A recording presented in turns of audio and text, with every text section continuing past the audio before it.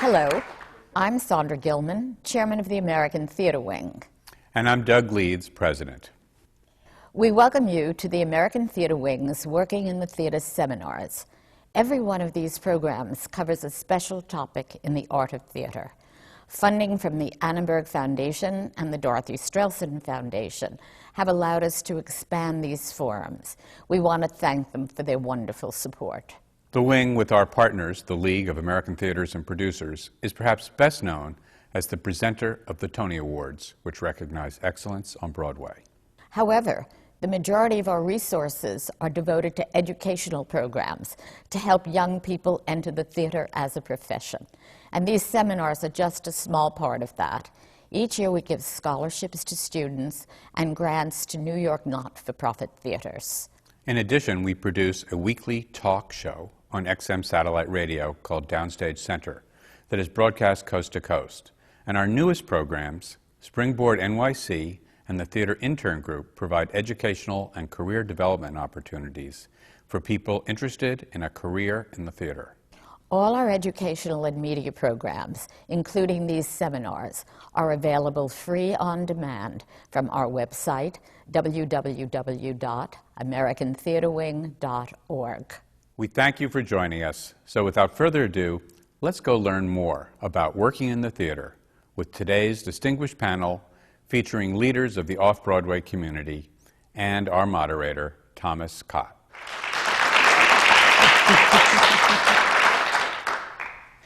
Thank you, Sandra and Doug.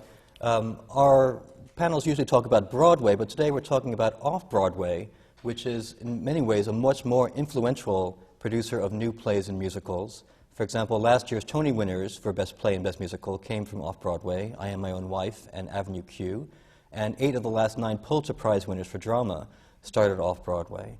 About 6 million people see shows Off-Broadway each year, and there are more than, about 400 theaters which are considered off or off-Broadway. And we're here today joined by a panel of 5 leaders from among those many hundreds of theaters, and also the head of the service organization that serves all these different companies. Starting on my far right is Virginia Louloudes, Executive Director of ART New York, the Alliance of Resident Theaters, which is the service organization for 400 nonprofit theaters off-Broadway. Eduardo Machado is the author of 27 plays, and last July became Artistic Director of INTAR Theater, the oldest Latino theater company in the U.S. producing in English. Next to him is Loretta Greco, veteran director, and last May she became producing artistic director of the 26-year-old company Women's Project. On my left, I have Tisa Chang, the founder and producing artistic director of Pan-Asian Repertory, which is the city's premier Asian American theater. Next to her, James Nicola, the longtime artistic director of New York Theater Workshop, a premier incubator of important new plays and innovative adaptations of classic works. And on the far left, Neil Pepe, who is also longtime artistic director of Atlantic Theater Company, which began 20 years ago with a core ensemble of actors, writers, and directors. Please welcome our panel.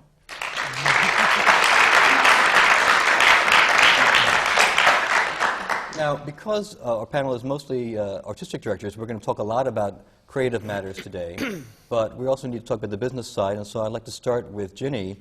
And in your unique position at ART New York, maybe you can talk about some of the challenges that are facing Off-Broadway right now. You know, it was about 30 years ago that I heard Thomas Hoving, who was then the head of the Metropolitan Museum of Art, say that when crisis isn't a buzzword in the arts, nothing is happening. Well, he would certainly think that there's a lot happening off-Broadway. And there is a lot happening off-Broadway, and I've seen some of the finest work I've seen, but we certainly are facing some of the biggest challenges I think this community has ever faced. Certainly funding has not recovered from the recession, and we've had the double difficulties of a post-9/11 economy and challenges. Real estate costs are going up as our revenues are going down. Audience attendance has shifted from a planned event to a spur-of-the-moment event, which makes it very difficult for producers to decide how long they can run a play or whether they need to rush out and fill the house. Sometimes, surprisingly, 50 people show up at the box office that night unexpectedly. So I think lifestyles have changed. I think that's a big issue. Behind the scenes, I think the other issues are that we're being challenged by accounting rules. You know, something happens on a corporate level at Enron, and then suddenly they look at these little nonprofits and double check our books. I think we're over scrutinized. And I think there's a leadership issue that permeates this country. And I think it affects our boards of directors as well. I think many of us have boards that have been on that know how to run an organization or oversee an organization in good times. Running an organization in bad times is a difficult thing to do. And if we look at the leadership of our country right now and the leadership of the corporations, it's no surprise that we would have leadership issues on every level. So I think those are the top issues that we see at Art New York, at least, that we try to deal with. Well, to our artistic leaders here, how much do the financial and other concerns that Jenny raised here affect the kinds of choices that you're making as programmers and producers of things? I mean, Neil or Jim, are you finding that you're changing the way that you're picking your seasons because of this? Or Jim, you want to start maybe? Sure. Yes, we have had to make a major adjustment in our selection of the work that we produce, although that's only one part of our work.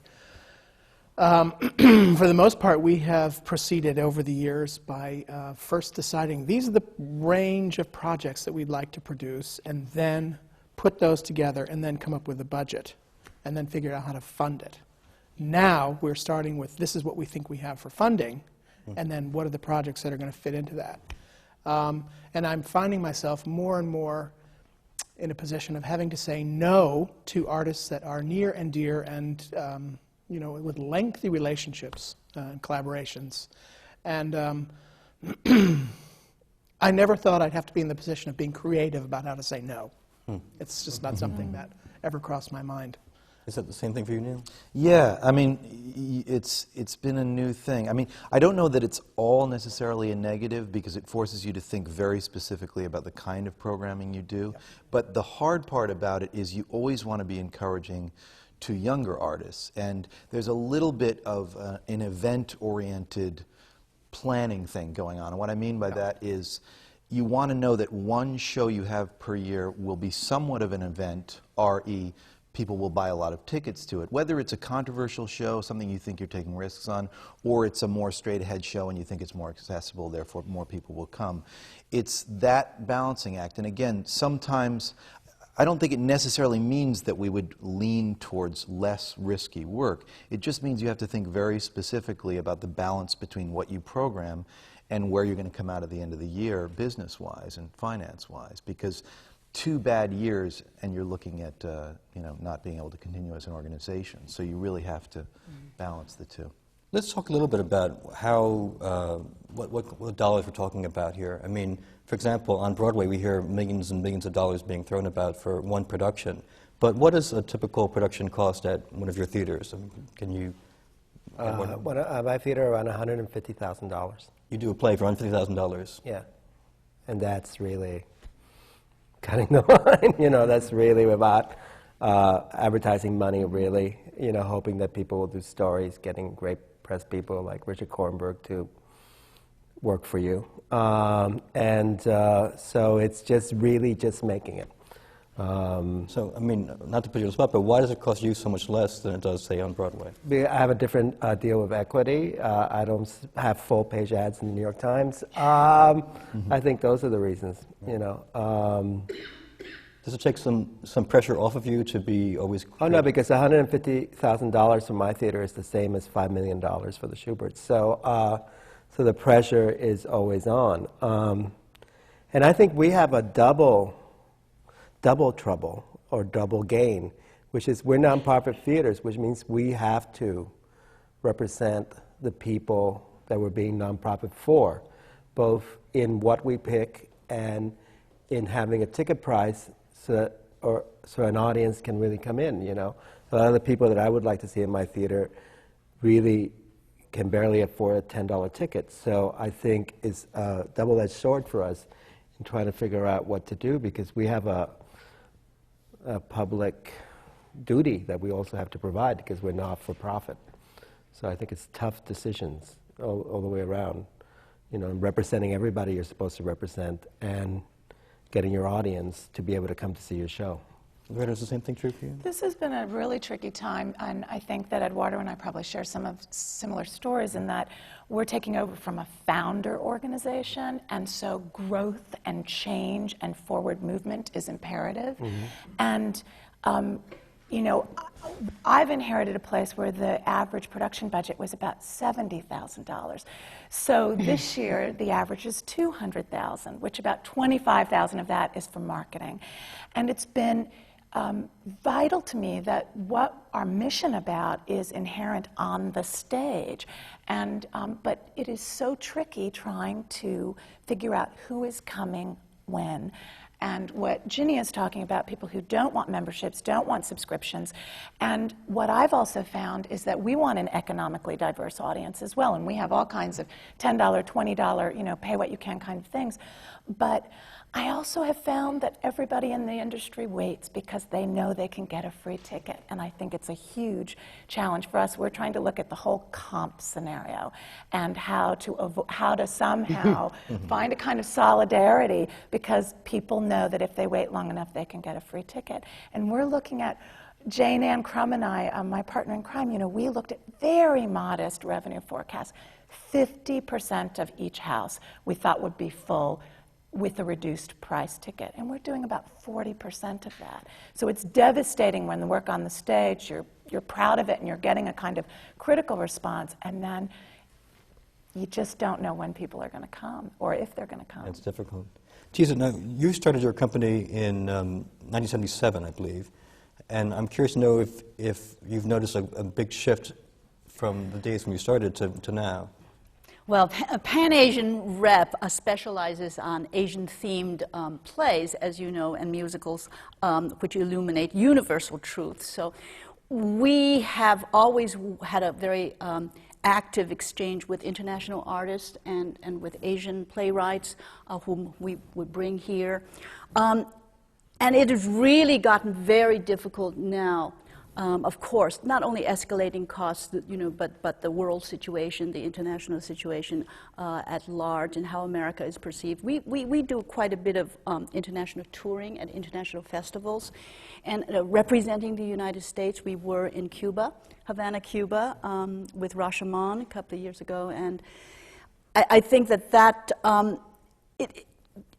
representing the diversity of American artists. I think that kind of activity, and certainly in New York, we don't own our own facilities. I think that most of my colleagues here have their own facility, and that's always been a difficult challenge. We are now on the Upper West Side of the West End Theater, and we've been there for the last few years.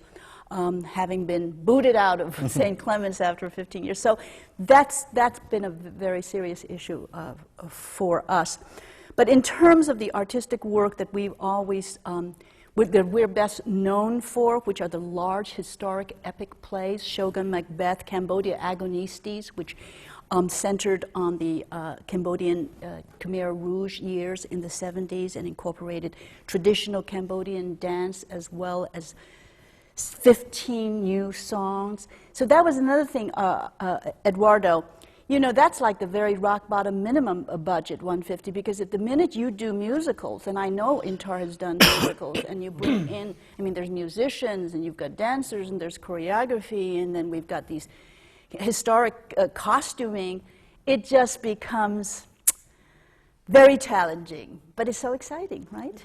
It's so colorful, it's so evocative, and we think that would bring in droves of people, but I think in New York another problem is truly now is that we have so many choices. Yeah. I mean, people's the competition for your leisure hours, for your leisure dollars. Right. You mentioned reality shows before, somebody. So I think for the performing arts, we who have stayed and remained steadfast and sacrificed to stay in the American theater, the living stage, and Pan-Asian is now, what, 28? This is our 28th season. It's a real struggle. But it's a test of our commitment, right? I mean, I think, just to pick up on what you said, Tisa, I think we have a very saturated market. so to speak, just in theater. And then we're in a city where there's also wonderful opera, wonderful dance, wonderful music. And so the consumer has so many things to choose from, but the consumer himself or herself is finding that they're losing their job or they're being downsized. I mean, how many banks in the city have merged? How many people have lost their jobs? And it's becoming closer and closer to home. It's no longer just people I read about in the paper. It's people I know, it's people in my family. And I think that's one of the things that you're feeling at the box office. And so in the 90s, when we could raise our prices to make up for the lack of revenue that we were getting from institutional sources, you know, when funding was cut, you could raise it at the box office. Now what we're seeing is that funding is cut and you can't raise it at the box office. And I think one of the things that we did a market research study last year that surveyed a number of theaters. It was incredibly comprehensive. And one of the things that we learned was that people were not going less, but there's so much more to go to that they were going to more theaters. And then I think there is the commitment issue because our lives have become so much more complicated. You know, I think all of us are working harder. All of us are trying to do more with less. And at the end of the day, I would love to go to a theater, but I have obligations that draw me somewhere else. And it is, and I think the other thing that's weird is that television has taken the best of theater and they've created reality shows. So theater, which isn't reality, suddenly, you know, it's sort of weird. Theater used to be kitchen sink drama, and that was reality. And then the producers on television said, well, let's go into those kitchens. Let's go into those homes. Let's put a camera there and see what goes on. So now the theater that I think is most attractive to the consumer is the super real theater.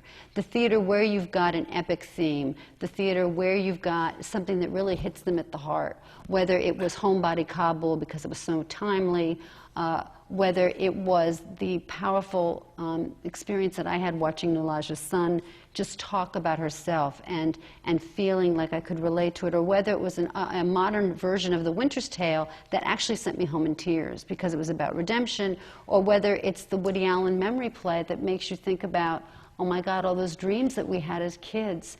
And then suddenly you're middle-aged and you're faced with, I never accomplished any of that.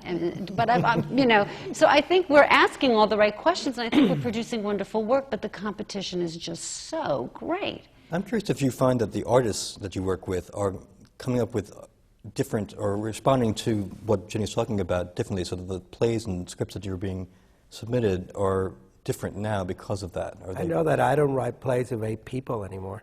And, good point. And I used to write plays with 8 people. What's your limit now? I write plays with 5 people now, and I don't, you know, and I don't even consciously think about it.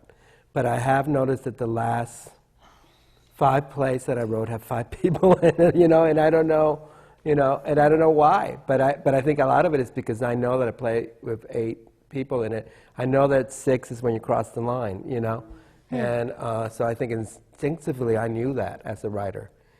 And can you remember when you had that, like when you stopped writing for 8 people? I wrote a play for 13 people that I could only, you saw it, that I could only do a theater for the New City. And we got a grant and we did it because they have a special deal. And I loved it, and then from then on I never wrote a play with a lot of people again. So never on, meaning 1990? 1997. Wow. You know, and I do notice that, and I wonder why, because I don't tell myself write a play for 5 people, but that's what I've been doing. You know? How many people are in your current play? I mean, 7.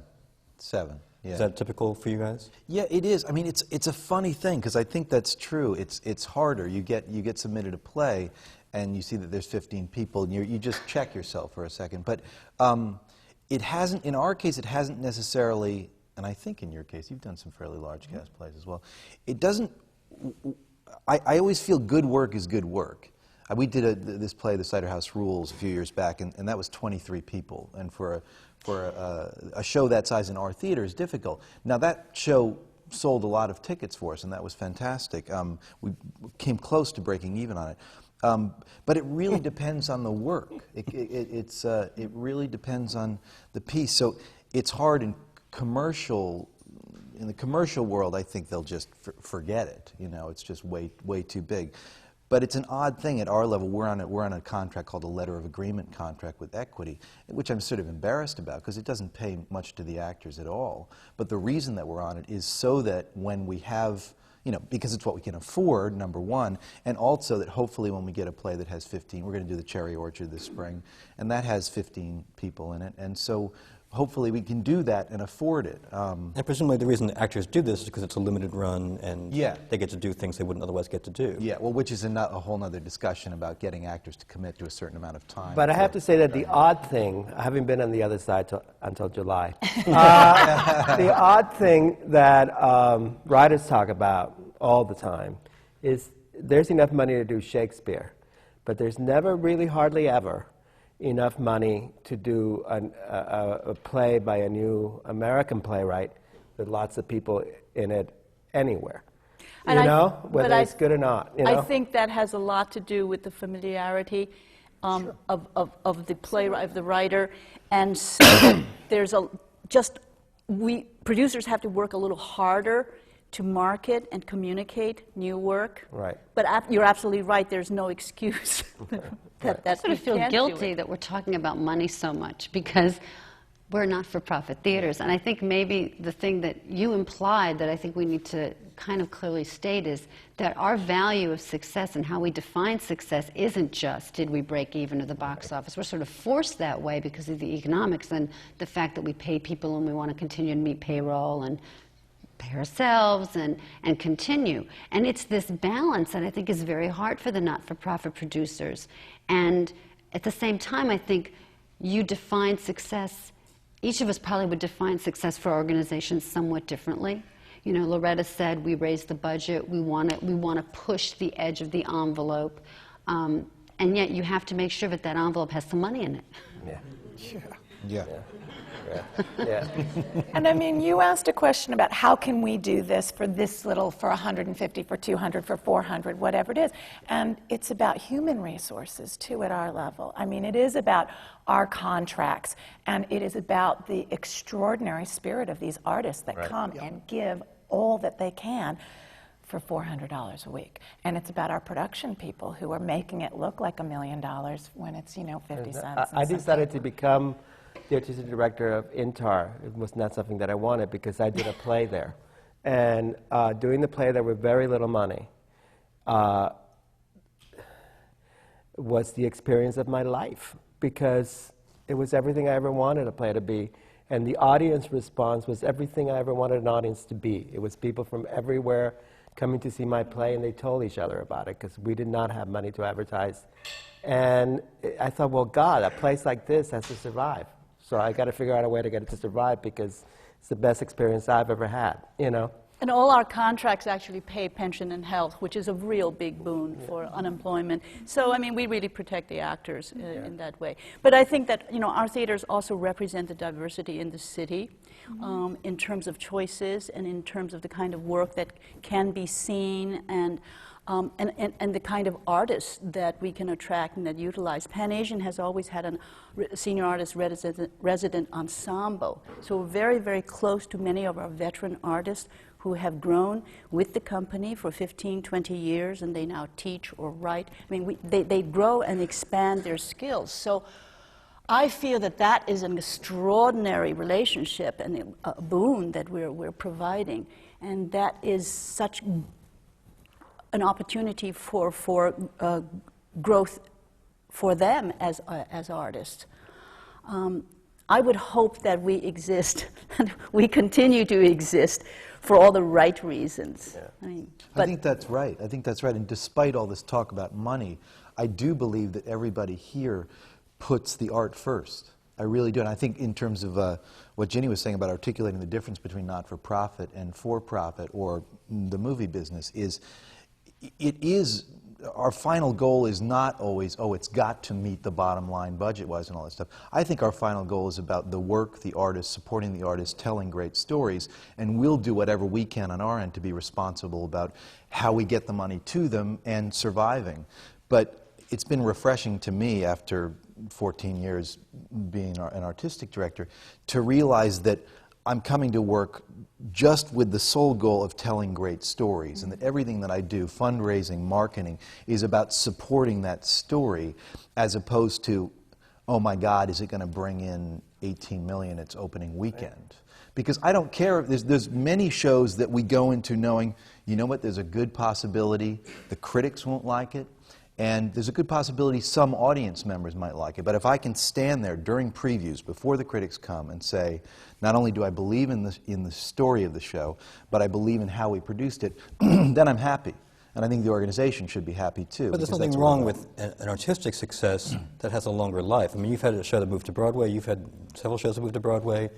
Is that a goal of yours, to have a larger audience? You touch on a very important question, I think, facing the not-for-profit theater in New York, because we exist. I think our existence poses the idea that theater is an art form. And I think we all try to stay committed to that. However, there is this very significant commercial theater here, whose roots are in amusement and entertainment. Right. And even, I would say, more deeply than that, in our American Puritan past, to frequent a theater was to transgress, to sin, and that added to the pleasure of it. Which we're trying to keep going. Yeah. So we stand, and the idea that theater is not an amusement, but is actually a form to explore your essential humanity, that is a part of should be an essential element of a community, as a library, as a museum, as the town hall, as a school, as a hospital, is a relatively new idea. And I feel that the pressures on the artists, mostly I feel this, on the artists, to try and find a viable economic life, infiltrates their creative lives unsuspectingly, and starts shaping the projects to go down a certain pathway and not even know it. I mean, it's one thing to do it and know that that's what you're doing. Right. But and I fight this battle all the time with artists about, let's not get ahead of ourselves. Let's find out what this is going to be, and it will find its own life. And I find that's probably the most difficult thing for me right now, I feel, is to keep the artists focused on that. What the goal is, the ultimate goal. Well, or let go of that. You know, that what you want to do now is get this draft written and solve these particular problems. Where at the same time they're doing that, there's an agent whispering their ear about, oh, we should go out looking for a commercial enhancement for this project, because when, you know, it'll move to all of that, then starts to say, well, it has to look a certain way, and certain things can't be in, and other things have to be out, and that's my mission at the moment. I'm very committed to that, is that we must keep in the forefront that this is an art form. Right. And I think at least at New York Theater Workshop, in general, I would say the things that have found commercial success beyond our building have been things that didn't know where they were going. They didn't want to be a Broadway musical. They became a Broadway musical, but they became that unsuspectingly and in their own terms. But Jim, you're still getting some, you're benefiting from rent. Sure. You're still. Well, so that's a wonderful boon. Yeah, those are always good things. But you know, I teach all these students, you know, at Columbia University who want a career, and I'm in shock, you know, because I started writing plays because I was going to go insane, so I had to start writing plays in order to save myself. So that's the only reason I started writing plays. The first time Frank Rich reviewed me, I had no idea who he was. And that's the truth. I had no idea who he was. And people came running up to me and said it was good. And I went, oh, I'm from LA, theater doesn't matter, you know? And I think there was a careerist attitude. I know when it happened. It happened around 1991, where people thought there was a career track in the theater, which is insane. There is no career track. In the theater, you get lucky or you don't. And if you get lucky and something happens to be good, God bless you. Make as much money as you can. And it has nothing to do, you know, with Broadway. It has nothing to do with any of that. It has to do with expressing yourself. And it's very hard to communicate that to people who are, and I think a lot of it has to do with the way that universities have set up programs and stuff. And it's very hard to communicate to people that it's just an art form, And the fun part is doing it. Everything else is the bullshit, you know, and, and you know. But look at pop culture. I mean, come on, this is about instant stardom, about money, and it's sad to me because I remember when I used to go and see the graduating classes of Yale and NYU, it used to be about they couldn't wait to do theater, and now it's about film. It's about all of these things that amount to what they see as success. And I think it's very hard because it is so pervasive that you want everything has to be an event, and you have to keep your head in the process and in what you're making. And I think that's the really tricky thing, is for me, I trust my instincts. I did it first. I trust my instincts about what is good and what is truthful. And if I start thinking about what the New York Times is going to think, or what the potential, you know, maybe Daryl Roth will enhance, whatever, suddenly it's subconscious and it starts to skew what you are making. And I think that Rent was a spectacular thing to have happened, but I know it happened by accident. I'm sort of grateful because I'm in this position of having this little place. We're about giving opportunities to women and celebrating women and producing young women. And I'm looking to the next generation. And it's wonderful for me not to have a Rent because I don't have somebody saying, well, what about Broadway? When is it going to go here? At the same time, it's tricky because it's a creative balancing act. It's coming back to what Ginny said. Okay, so I want to do this crazy Antigone project, which no one else would touch. And I know the reason why I'm doing it is for these women and getting this community together. And that it's going to be an interesting evening. Is it ever going to be a well-made play? Absolutely not. But is it going to be, you know, absolutely not. But knowing the goal and saying that's okay. Bringing 5 writers, 5 directors, these incredible set designers, and looking at it as a unique and organic event was enough. But then I have to say, I have to be creative about where's the little mini benefit that's going to underwrite this. And this is the trick, is how are we as creative people being creative about the money? And it's very, very difficult. But I think the important point you brought up is mission. Because you talked about staying steadfast to the Women's Project mission of serving women artists. And I think all of us as nonprofit theater artistic directors have an obligation to stay, to really creatively articulate our mission and our vision. And I think that's what keeps us going. I think it's, I wouldn't be sidetracked by Eduardo saying that art is fun. It is fun, but I think it's also very strategic. I think there's a lot of planning, commitment. It's all very thought out and prepared. So, but I like the fact that you have a very, you know, easier way of dealing with it because yes, you write plays or you would have gone crazy. The most exciting thing that's happened to me as an artistic director is I saw Nalaja's show at the New Works. I knew no one would do it. And I knew that it had something to say. And I said, okay, we're just going to do it because it had something to say. And I have, you know, we didn't make money on it. We made it a little bit of money. But so many young women came up to me and said, young Latino women said, this is the first time I've ever seen myself on stage.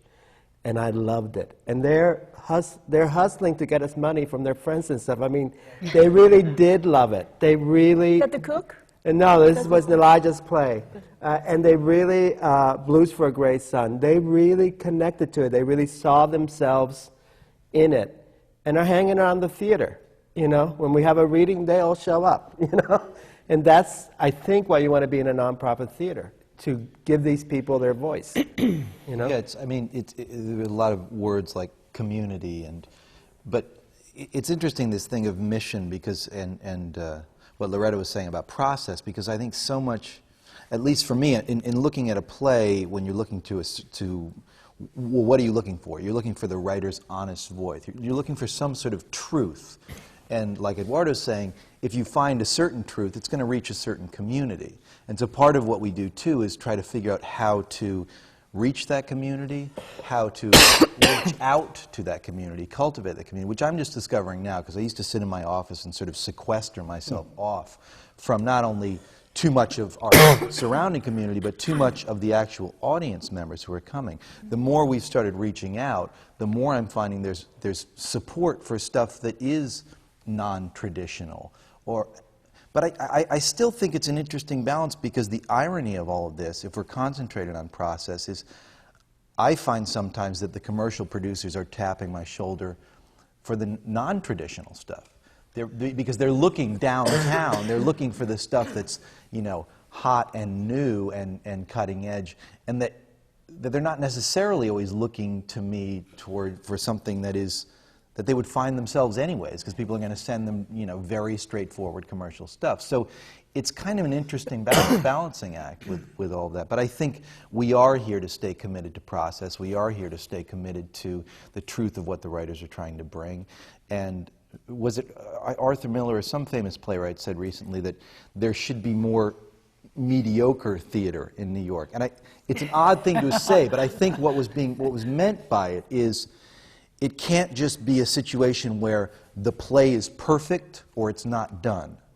Because we have to have opportunities for people to fail. We just created a program at Atlantic where we wanted to bring in new writers that we didn't feel were ready to go in front of the critics and get skewered and then think, I don't want to have a career in playwriting.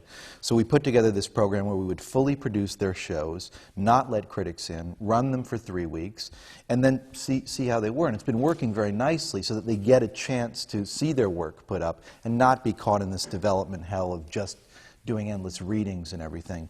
So we're trying to create opportunities, and hopefully from those opportunities will come a blossoming of a full production, or a blossoming at least of cultivating their voice and the truth of their voice. But I have to say I was lucky that I started writing in the 80s when you could get skewered.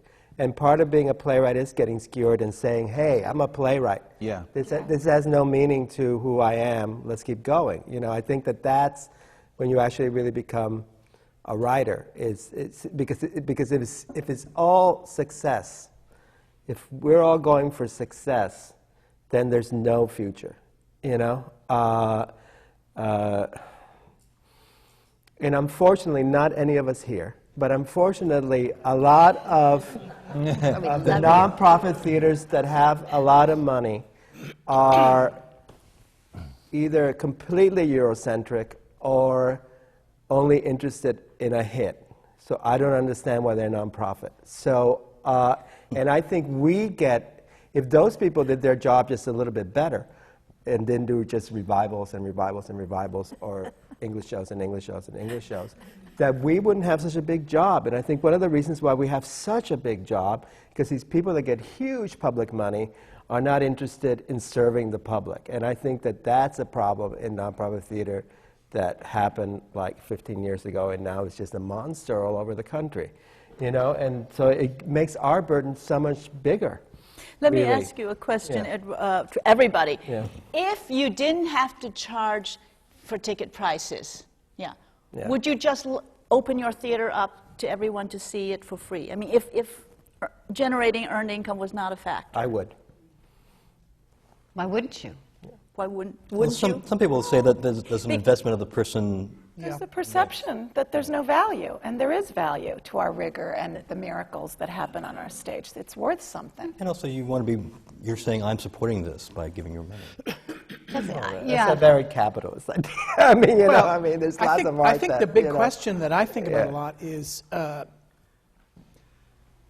well, we're sort of in a negative spiral here, but I try to find the opportunities and the positive things, and I do feel we will survive and we will be here forever, always, because I think as technology becomes more and more a part of our lives, and gives us great opportunities to stay in our houses and to be by ourselves, to put earphones on, to sit in the car, to sit in the living room.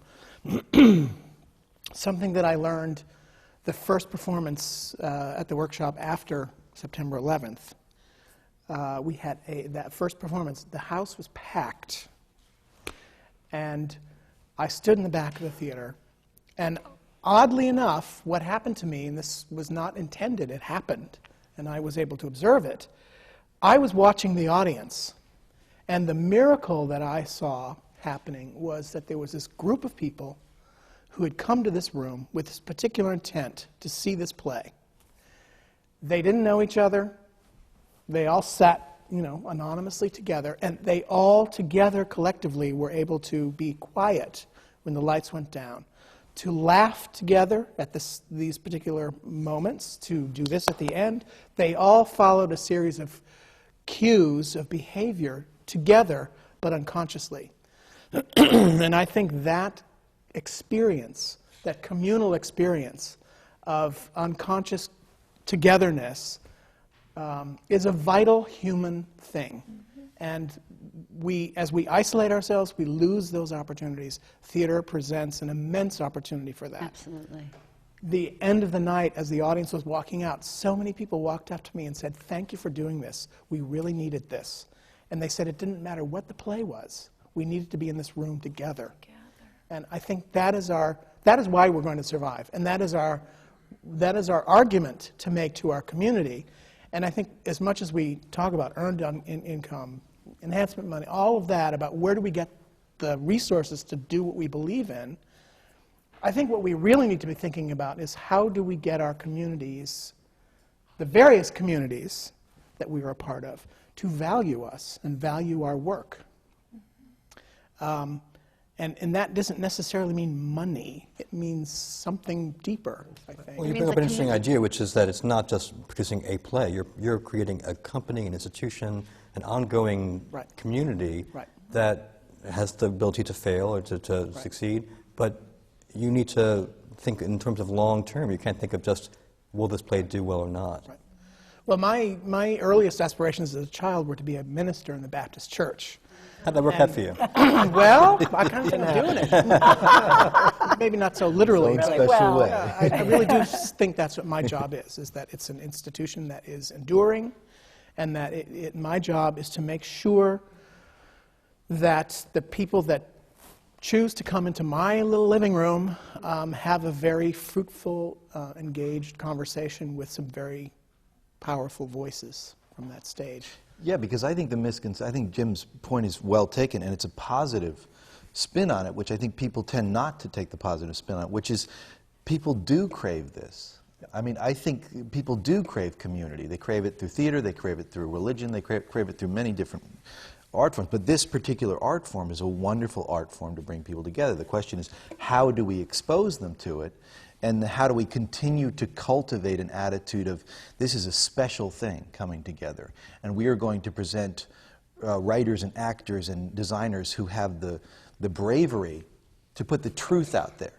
Not that they're trying to succumb to what would sell a BMW, but they're trying to actually say what their idea of the human experience is, so that together we can come together. So, as opposed to competing, we were talking about competing before with the quote-unquote reality shows, which are all made up anyways. I don't know that we are competing with them. I think what we're trying to say is, no, in fact, go watch them. That's totally fine. What we're presenting is something entirely different. Right.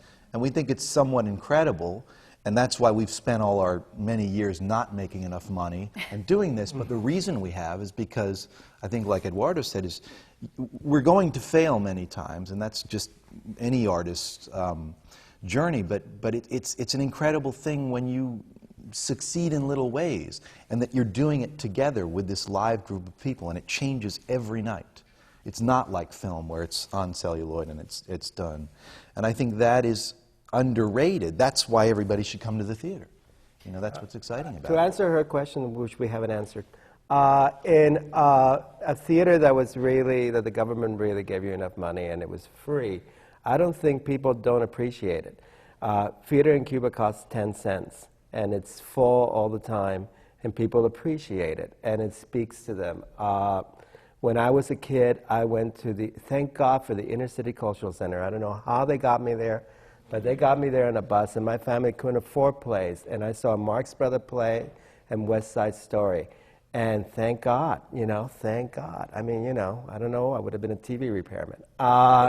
And So I think that is also a question that I ask myself all the time. Like, I will never make my students at Columbia, who pay so much money to go to Columbia, pay for tickets to go see my plays at INTAR. You know, I can't do it, you know, because I want them to see it for free. There's always enough, at least 7 seats, and they don't underappreciate it. They appreciate it. You know, they love it. All value is not on dollar. You know, there's value. People who understand the value of art understand the value of art. 5 cents. You know, I didn't make any grosses when they went to Cuba, but I'm really glad they went, you know. I think what we're also talking about is that all of us have benefited from arts and education. You know, I was taken to the theater as a kid because I remember in kindergarten, my mother got this brochure for a children's theater production, and the lights went out, and I'd never seen anything like it. And I thought, oh my God, there's this world up there of make-believe. And then I was given music lessons for free, choir for free. It was all part of the curriculum. We had a black box theater at my high school, and it was an inner city high school. It was a public school. And I think that is something that the audiences that we're reaching now missed, because there was no arts education. So to go to Jim's point and to Eduardo's, I think a lot of what we have to do with audience development is look at it not just as marketing. I think we have to get rid of the word marketing. Yes. I think we have to get rid of words like branding. And what we have to think about is audience development. And for some theaters, there may be an audience for every one of your shows. For some theaters, there may be a specific audience for this show and a specific audience for that show.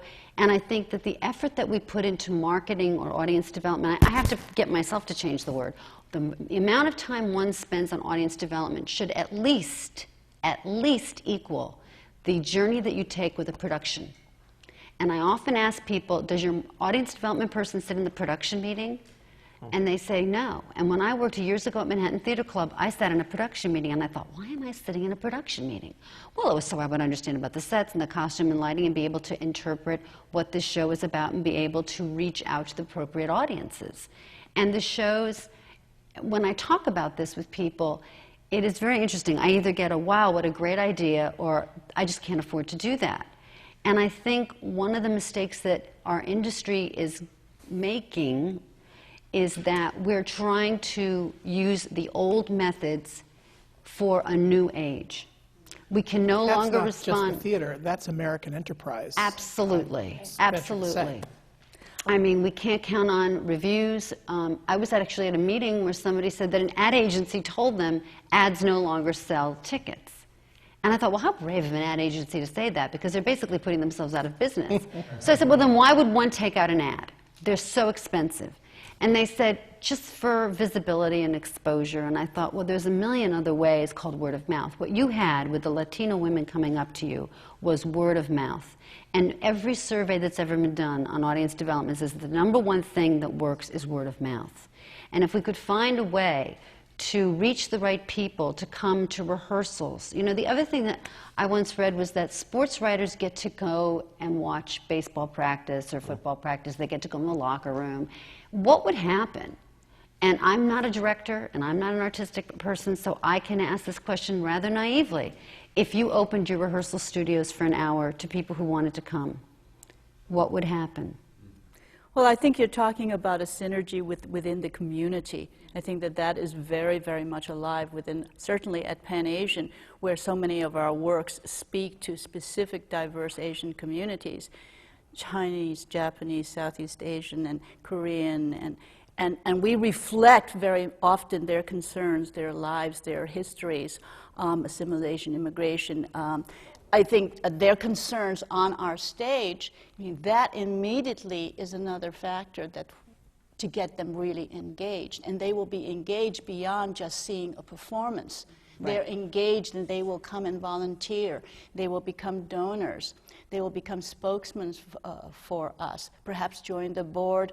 So that wonderful living synergy is, I think, something that we really prize. And that's certainly another aspect, an extension of what you talk about. But the reason I asked the question about rehearsal is because I suddenly became interested in baseball during the World Series.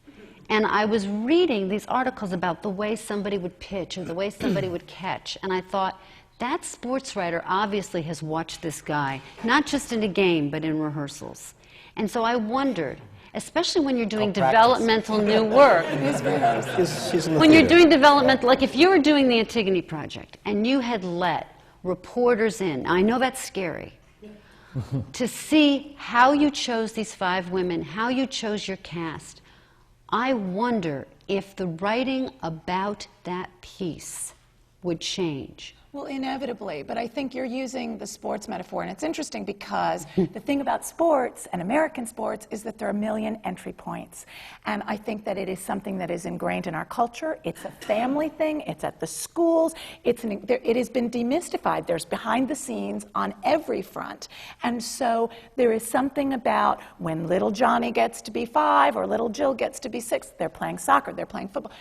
We don't have that. There isn't a sense of cycling. There isn't a sense of understanding. And it's interesting because finally it's about how do we demystify something that is mystical? Because when they come, it is a sacred ritual.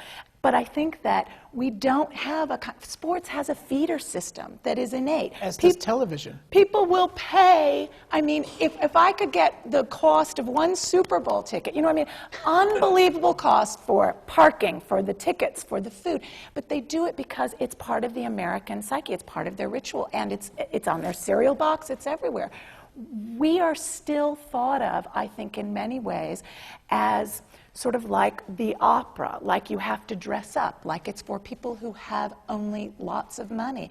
And I think there is a lot of work to not only demystify the process and the art, but to talk about it's for everyone. And I think, you know, when I look at our student matinees, it's sad to say, but they are the most exciting things. It's the most exciting audience because you're watching, for instance, we did this crazy Best of Both Worlds, which was a very loose redreaming of A Winter's Tale in an African-American rhythm and blues setting.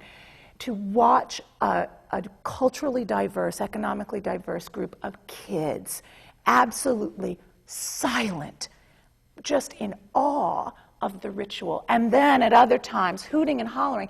They see their voices, they participate, it's the communal thing. They leave and they will never forget it, but it is about opportunity. How many of these kids, because finally, you talk about these theaters that are getting all this funding, that are doing the European Repertory and the revivals and stars, and look at their audiences. They're going to be gone in 20 years. I mean, that's the fact, is we have to, it's about cultivation. It's cultivating audiences. But it is about demystifying, but it's also about how do we get them in to show them that there's nothing else like this. This is a story I always tell, and it's a really, and I'll name names. So I was at the I was at the Longworth Theater doing Once Removed. And there's this side of the Longworth that never sells, which is this side right here. So one day I went in and I said, I'd like to go to all the Spanish radio stations. And they said, there is no Spanish radio stations here. I said, impossible. Everybody here is Spanish. And so I said, look up the Spanish radio stations. So I went to 7 Spanish radio stations. All of a sudden, that side of the Longworth that never sells during the week was selling, and the show was a lot more fun. I don't think they ever went to the Spanish radio stations again. So that's a lack of responsibility to the people who actually live in your community.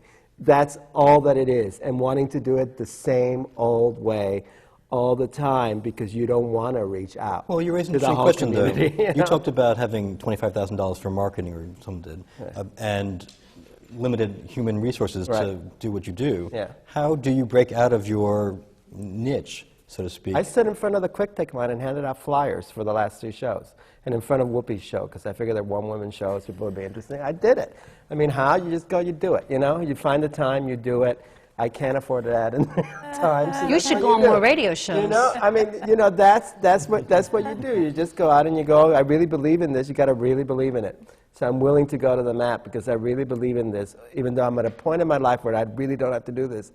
But you got to believe in the voices, and you got to believe in the actors. You got to believe in what they're all saying, and then you do anything. You know. But do you find that there's a built-in resistance because it's perception of what you do In terms of, No, I mean, if, you know, or if people... Women's Project being, it's only for women so men don't show up? Oh, well, that's a whole other story, but yes, it's really... You would think more men would show up, actually. I will take a second to answer. I mean, I think that it's hard because this is completely off track. I mean, some of us were created in the 70s, and it was a very needy time, and there was a need for these special places. But I think, you know, we've had to look at the world and to say, it's a different world, it's 2005, and we're really celebrating everybody. There's a kind of point of view that may be at our theater because I'm there that may be different, and we are going to give opportunities to women that they wouldn't ordinarily get, but we like men, we work with men, we can't do it without them. So this ghettoization, I think if you look at some of the places like, I mean, this is a completely different, but I mean, you know, there were a lot of theaters that were very specific, and I find right now that I don't want to be ghettoized. I don't want to be known as the bad women's theater that only did work for women who couldn't work anywhere else. Right. I don't want it. I want nothing. You know, we're about rigor. We're about something that's fabulous and exciting, and we want to celebrate who we are. But I think getting back to the money, you know, it's staggering because I want the New York Times ad because I want the profile building. I want the validation. At the same time, it slays me when I beg, grovel, and get a board member to pay for it, and we get no bounce.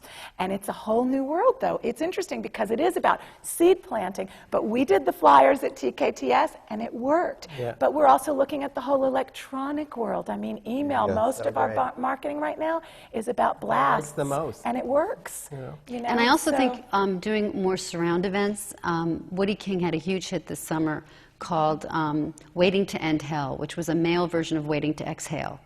And I went to see it, and first of all, I was blown away by it. I thought it was fabulous. He and I had a 3-hour conversation about it at lunch after I saw it. But he had post-performance discussions with a therapist who specialized in marriage counseling. So the lady next to me is on a date with a guy, and she said, "Thank you so much for bringing me to this." Another lady, as she was leaving, said, "This was like a Thanksgiving meal. It just got better and better." And Woody's writing the quotes down as I'm telling him, and I said, and they were grabbing the flyers for the post-performance discussions because they all knew a woman in a dysfunctional relationship or a man in a dysfunctional relationship, and they were going to pass it on. And this really related to them. I also feel like I have to defend a little bit, because we represent 400 theaters. Yes.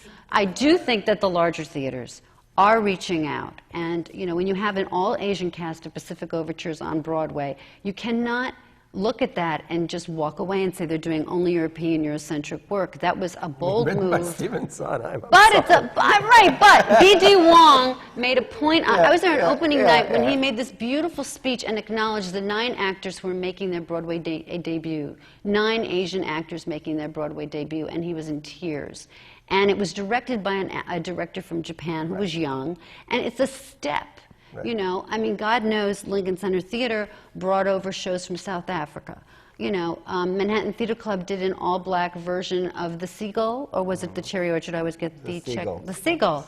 And despite the fact that it was not a box office hit, God bless them, they kept it running. So they are starting. And you're right, they were probably late to come to the table. Well, but I want to be clear about this, though, because we can't.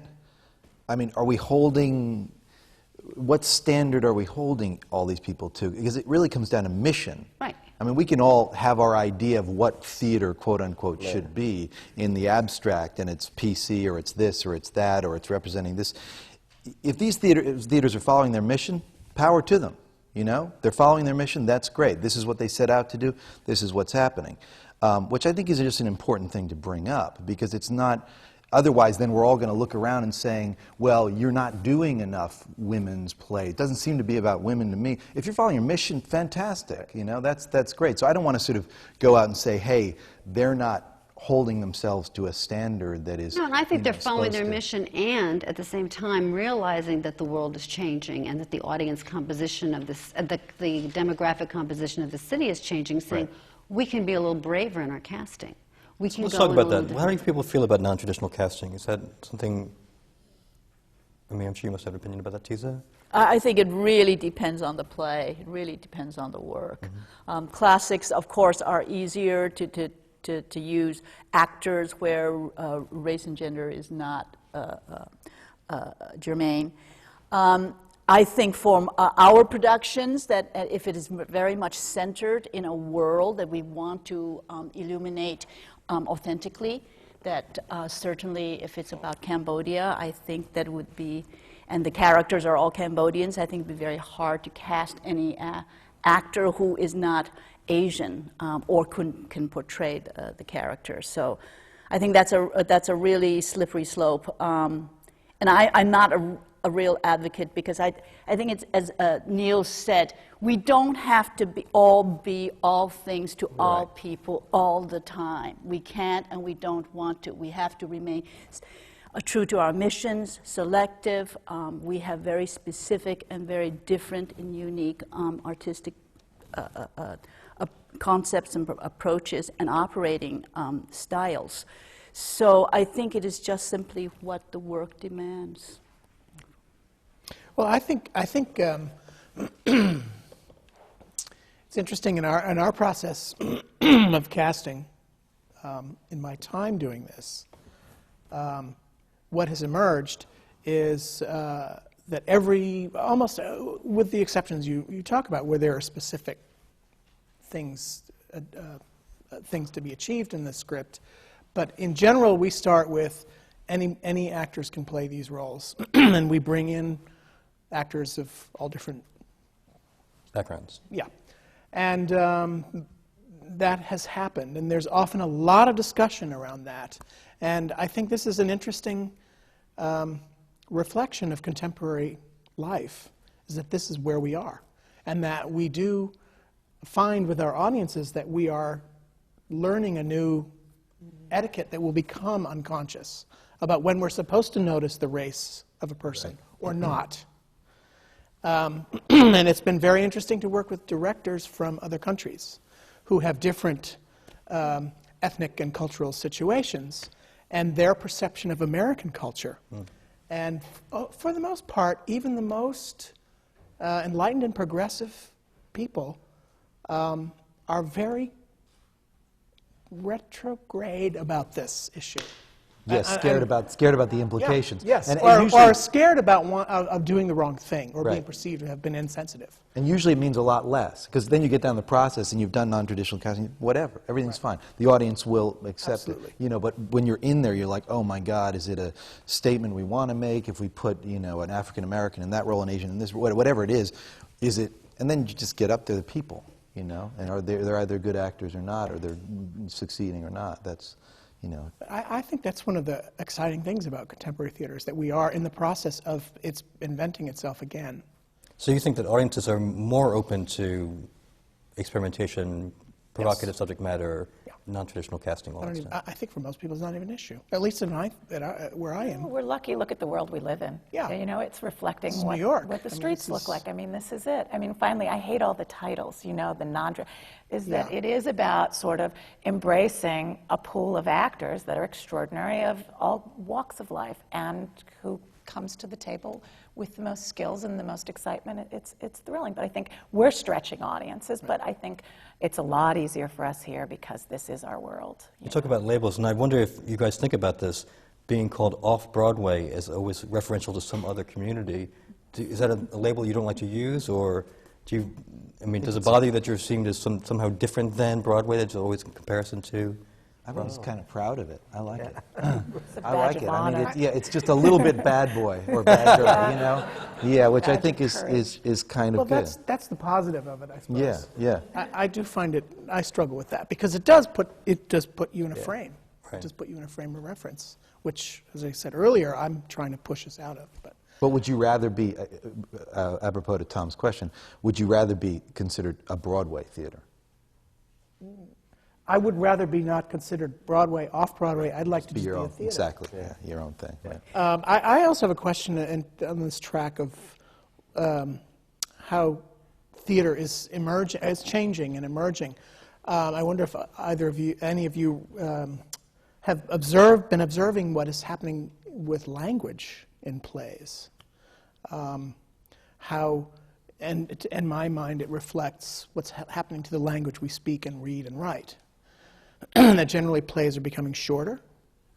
They're either becoming much shorter, they're an hour long, to an hour and a half, and people are satisfied with that and feel they get a full communication, or they're epic. They're 6 hours long, 2 parts, and highly rhetorical language.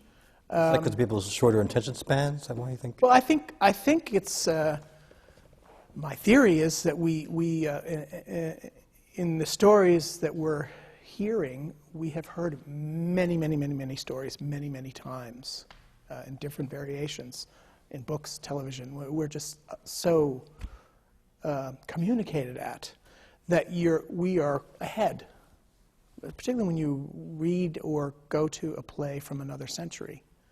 You feel the weight of people didn't hear so many stories, and they went to the theater to hear a story maybe once that day. They weren't listening to television, they weren't listening to radio, they weren't on the computer, they weren't in the internet, they weren't reading.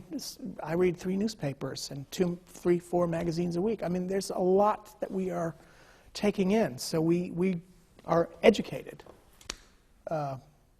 I think plays are about language, again, which means that and both those things are language issues. Both things you said. If you decide that you want to have a play that has a longer span in its language and a play that has a shorter span in its language, I think plays for a long time were trying to be like movies and had the same rules and the same span of time. And I think plays now are about the language and the soul of the characters, it seems to me, and I think that's really changed in the last 6, 7, 8 years. I think, so I don't think that the kind of easy play that takes you easily along is going to happen very much anymore, because that's what happens in all the other media, That's what I think. I find that plays are more, that people are willing to accept language a lot more on stage than they used to, I think, it's interesting because you talk about editing yourself subconsciously down to 5 characters. I have found in the past, maybe 10 years, that scripts are more than just smaller. They're just filmic. They're episodic. They cut in late. They cut out early. That they are really addressing a kind of generation that has been honed culturally by film and television.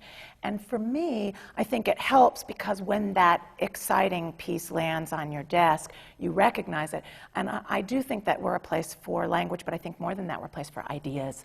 I mean, I think that television is very character-driven, and I think that film is very visually driven, and God, I'd like it all, but I guess I also have found that the ideas have gotten smaller.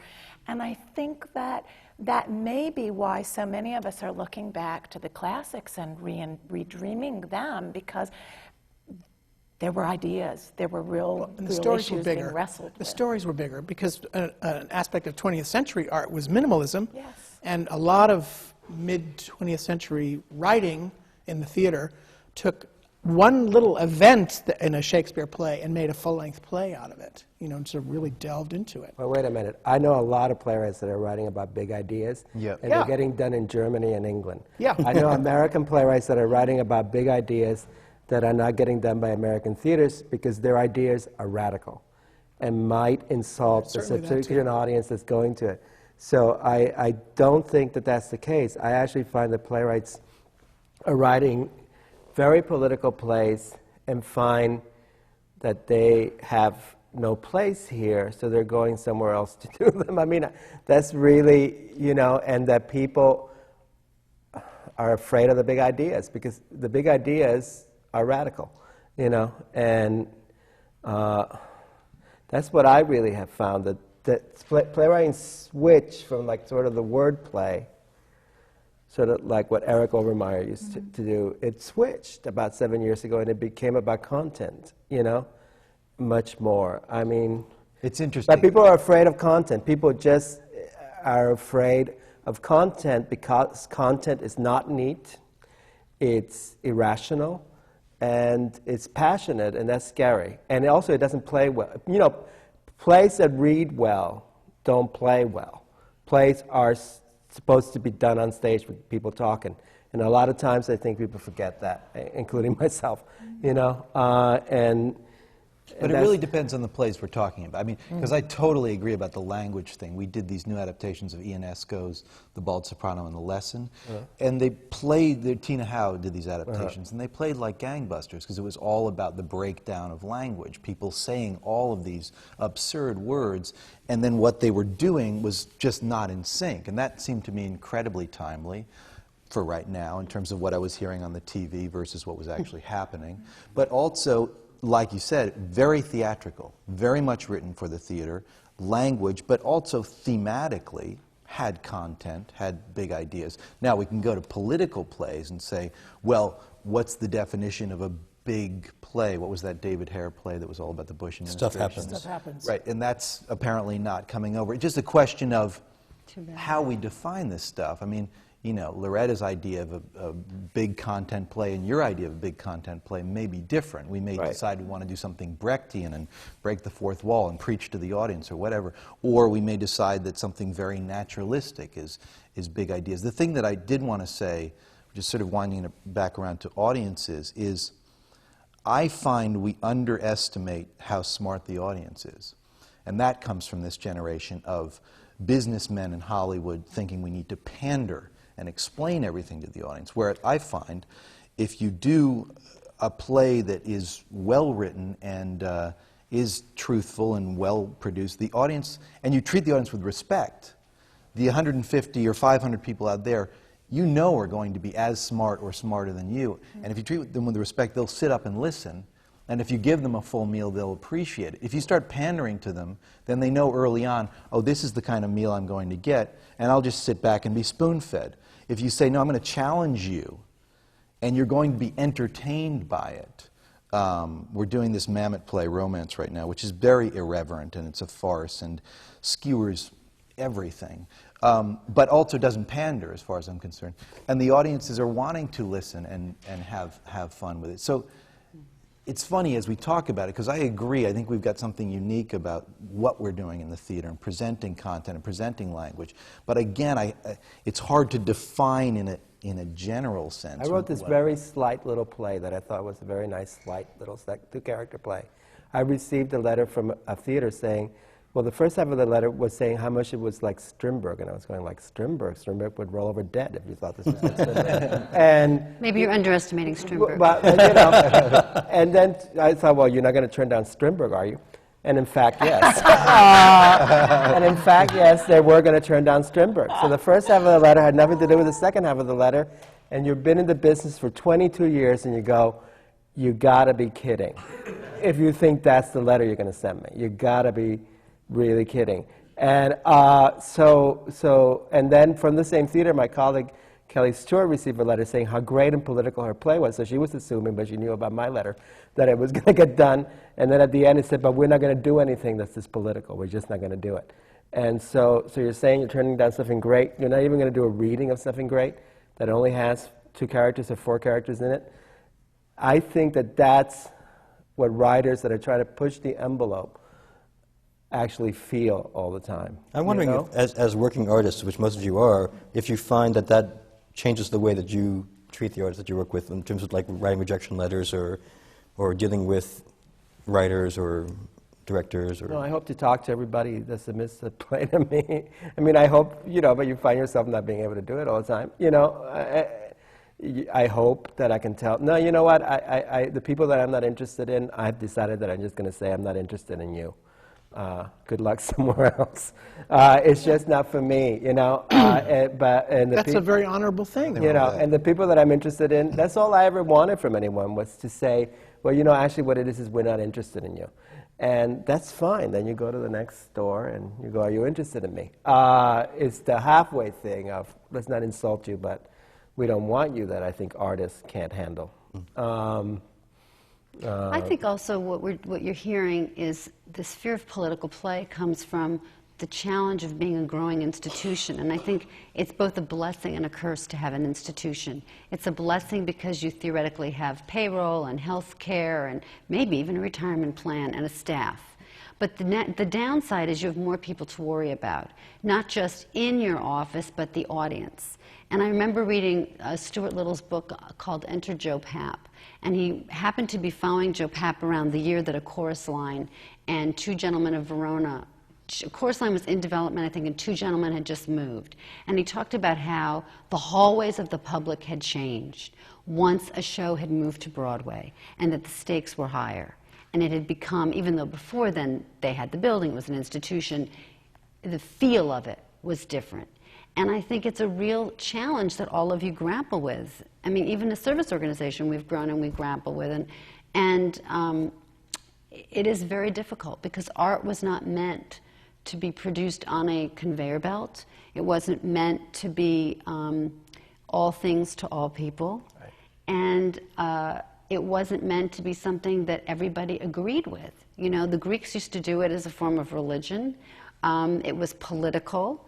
And I think people want to see more political plays. You know, I actually do. So do I. So you're going to produce all those plays? I'm going to produce them. That's right. I think a lot of And you will not have to be on half price. Spanish political plays. Oh, because of your mission. Because that's my mission. Beyond language and playwriting as the source of, I think that our theaters, I mean, a theatrical production relies a great deal on the articulation. I mean, we're talking about incorporating direction and design absolutely can alter a script.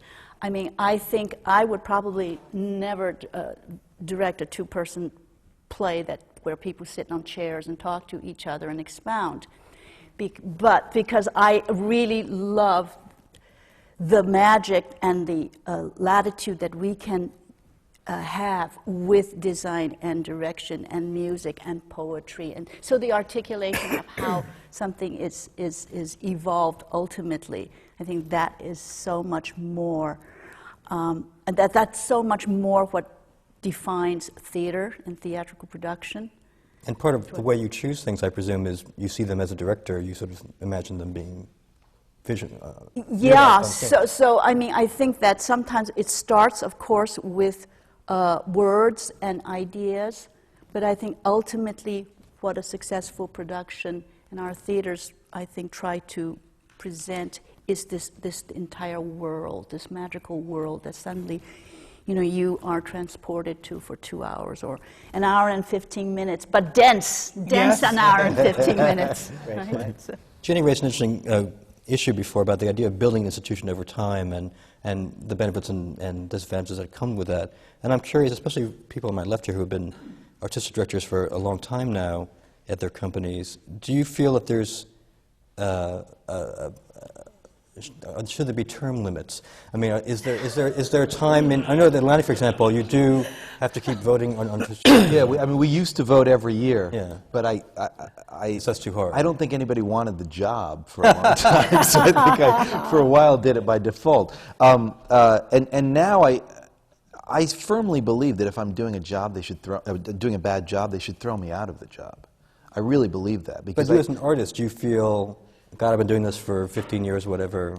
I should try something else now. Sometimes, but then recently, maybe Jim and I were talking about this, but I've been having this experience recently of going, if you build the institution correctly, and it's not the institution for the sake of the institution, but it's the institution for the sake of the art, it's kind of amazing, because then all of a sudden you start to have just enough money to actually do those things that you desperately wanted to do, support the artists, and have a team, an incredible staff of people, teachers teachers, administrators, marketers, development people, all of whom are committed to this idea, this mission. So I all of a sudden turned around, I don't know, in the past year or so and said, oh, we're kind of there. It's not insane on the business side. It should be insane on the art side, because to create vibrant art, it's always going to be a little insane. But when it's insane on the business side and you're walking to work and you have no money, or if people are going to go on unemployment in the early days, then you just don't know if you can physically survive, you know, and that's really difficult. So there's a part of me now that thinks, as long as the institution stays vibrant, great, I want to be there. If it's not vibrant, if it's dead, if it's sort of just serving the people who are running it and not the artists, and the work is no good and the audiences are like not showing up because they don't like it, well, I should step down then. and maybe the institution should even fold. I didn't mean actually in terms of doing a bad job. I meant in terms of doing a good job and thinking... And moving... Yeah, and there's balance there, because I've been doing a little of that, of directing other places, and I'm maybe doing a little film stuff here and there, but it's not for a desire to leave the institution behind. In fact, I think it can be a plus sometimes. Jim and I talked about this. He spends a lot of time traveling, and there's certain things you can do to rejuvenate your I've been starting to see I don't see enough theater, and then I go out and I start to see what other people are doing, and I think, what am I doing? This is incredible. Or, you know, sometimes you see something that's bad, sometimes you see something that's good, but you have to do that. And people, I find that people have to be very careful about getting in their own, sort of propagating their own myths, so to speak. You know, you have to upset the apple cart once in a while. Go out and see what other people are doing, because sometimes it's a lot more vibrant and interesting than what you're doing, and it makes you think, wait, what's going on? You know, maybe I should step up. Maybe I should look at this kind of writing. Maybe I should do this or that. So, to me, it's a matter of staying vibrant. But yeah, I like moving around and going other places. I think it depends on the type of organization. I mean, I guess I'm the only founding artistic director, and I guess people have asked me about succession, and I suppose I'll just die in the saddle, because I really think that Pan-Asian is such a personal statement for me, and how it has evolved and grown and hopefully will continue to evolve. I consider it a spiral up rather than peaks and valleys. And I think that that makes a very big difference. I mean, we are very artist-driven, and it's so tied into I think the kind of thinking, the political thinking in the 70s, when colonialism was just on its last legs, and so I think that that's a very personal. I don't think I would ever give it up until I collapsed. And you guys are veterans of the business, but newcomers to the... I'm waiting for Jim to speak yeah, up. I am waiting for the wise one to speak up. Well, you put it in terms of term limits, and I don't approve of term limits politically, in the political arena. I think those are artificial. I meant personal term limits. Yeah, well, I feel like sort of what I feel, for me, it's extremely personal. And I think that's the only way I can conceive of finding the energy to push these things forward. And if you can't connect to that, then it's time to go. Yeah. It's crossed my mind that I can see where that point might be for me, which is when I feel like I have done every tap dance I know how to do. I have done every configuration and adjustment and compromise that I can imagine, and I don't know where else they're going to come from. That might be the time to go. I don't feel I'm there yet. But I also feel, it is interesting you put it in terms of term limits, that every year we have to go through the season planning process and the budgeting process, and I really feel, to me, that's like an election campaign, and that what we're doing is getting the whole community, the board, the staff, the artists, the audience, everyone to embrace the idea that's expressed in that chunk of the work. And that I feel that's an affirmation of what we're doing, and so therefore I feel like I'm elected to another term. But I'm a usual suspect at his theater, and I just wanted to say that every time I've decided to come around, I've never felt so welcomed at a theater or so taken care of, and I don't put anything into his theater, but if whatever like about 6 months ago, I went into the play there that I was acting in and wrote with Carmelita Tropicana, and we were so taken care of, and it was so great because it wasn't as if I had been away for 4 years, 6 years, whatever. And that's what I'm hoping to have in my theater. You know, they have a really great kitchen in their rehearsal room, and you really do feel like you're walking into something that you can walk into. And most places for artists aren't like that. And you know, it doesn't mean that he has to produce one of my plays. It means that when I go there, the work that I'm doing is taken really seriously. And I guess that's all I hope to offer. I'll only be in it for 7 years till the place is back on his feet, and then I'll give it to somebody because I'm a playwright. I just want to save the place. That's what I want to do. Well, we're grateful to all of you for Yeah, exactly. saving the places. Unfortunately, we're out of time, and I'm here to tell you now that the American Theater Wing seminars come to you from the Graduate Center of the City University of New York. Thanks to all the people on the panel today, and thank you all for watching.